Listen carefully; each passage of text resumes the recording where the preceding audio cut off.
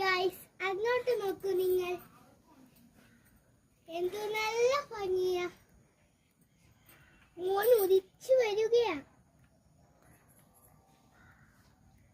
ഫുള്ളായി നോക്കിക്കേ.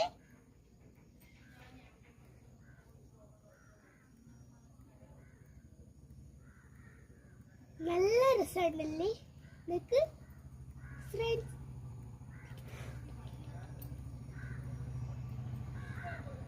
നല്ല ഭംഗിയായിട്ടല്ലേ?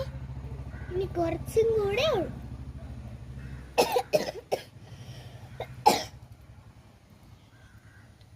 സണ്ണൊരു സ്ഥലത്ത് നിന്ന് മൂന്ന് വെട്ടം കൊടുക്കുക. Okay guys,